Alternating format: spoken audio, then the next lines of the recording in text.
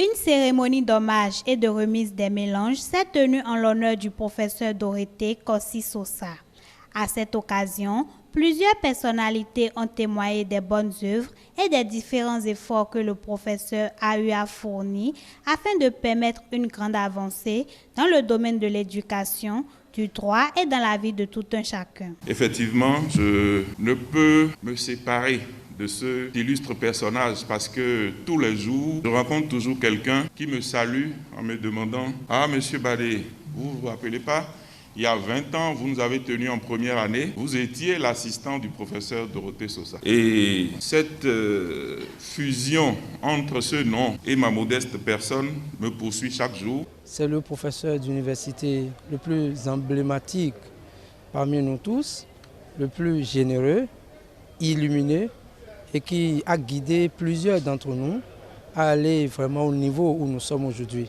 Donc sincèrement, si cela n'était pas fait, ce ne serait que préjudiciable pour la mémoire de l'universitaire que nous sommes et des fils que nous sommes après celui-là, que nous avons tous eu le courage d'appeler affectueusement père, ou si vous voulez, géniteur ou autre chose encore, guide. Il m'arrive de penser que mon intervention consistera simplement à rechercher la définition d'un universitaire et à rechercher la définition d'un avocat. Tout ce qui a été dit du professeur Sosa, n'est-ce pas ce que l'on attend d'un universitaire? Tout ce qui a été dit du professeur Sosa, n'est-ce pas ce que l'on attend d'un avocat? Et mis ensemble, il y a deux mots qui surgissent. Le premier, l'éclectisme, et le second, l'humanisme. Après la phase de témoignage, place à présent à la remise des mélanges. Les confrères, amis et proches ont fait ressortir les qualités et caractères de l'homme qui, selon eux, font sa force. Le professeur Sosa est l'un de ces êtres humains lumineux, raffinés, allumés, branchés sur le droit, c'est-à-dire le bon droit.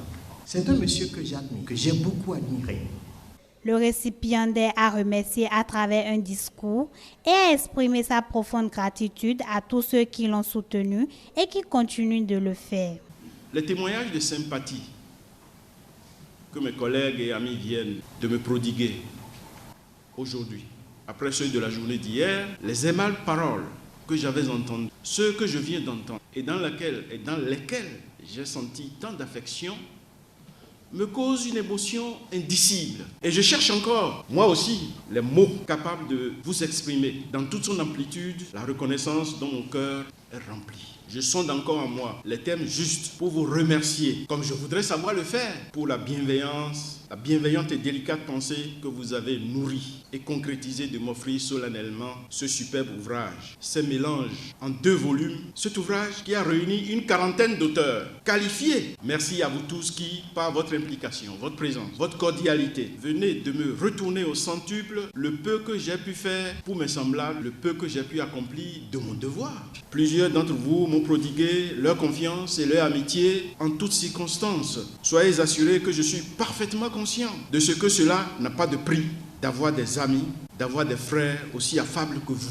Pour rappel, Dorothée Sosa a été ancien ministre de la Justice, garde des Sceaux. Il a occupé le portefeuille ministériel de l'enseignement supérieur. L'autre poste non moins important occupé reste celui du poste du directeur de la chaire UNESCO des droits de la personne et de la démocratie.